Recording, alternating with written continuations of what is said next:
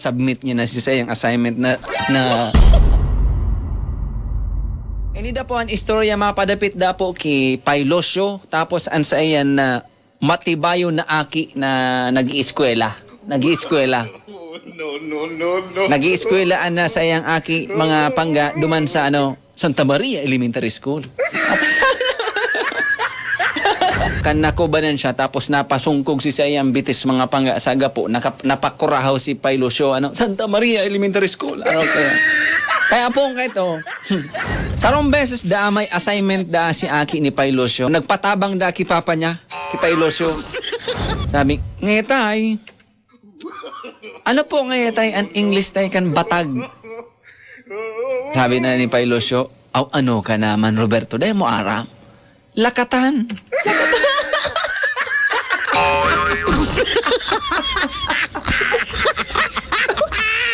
Ano ka na Roberto? Dayan sa pigtokdo, lakatan ala.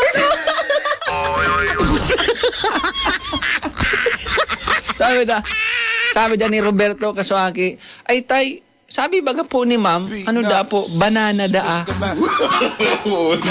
Sabi man ni Pailosyo, ano ka naman Roberto? Iyan, kunhinog.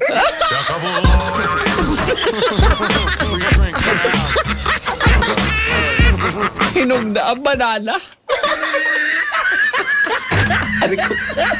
May saro pa dang assignment si Roberto mga pangga mag-drawing daanin hayop na nahihiling sa bukid.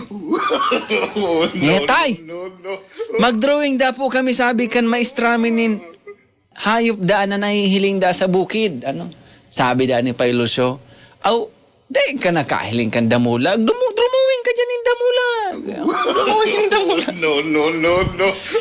Masakiton baga mag-drawing yung damulag, mga pangga, tawo-tawo nga ni na stick sa na ang kayan drawingon. Damulag pa daw. Sabi ni Pailosyo, daradog diyan papel mo ta ako ang madrawing. Ginuritan da ito mga panggaso papel. Guminurit sa nasubol pen. Matibayan mag-drawing sa Pailosyo. Ngunyan pagkaaga, pag-eskwela na kan sayang aki na si Roberto, submit niya na si sayang assignment na drawing mga pangga duman sa indang teacher. Pag-submit ni Roberto kan sa iyang drawing, tinuyaw kan maestra. Ano nga ni Roberto ang drawing mo ta gurit sa nabagay ni?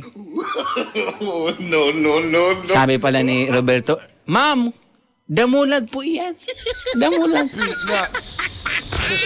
Hay naman ang damulag, di gurit man sa nabagay ni.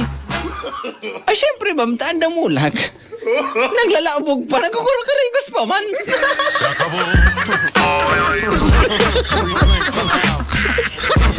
At siyan pagkatapos kayo magkarigos, ma'am, syempre, mabuto ang man yan. Halatan mo lang.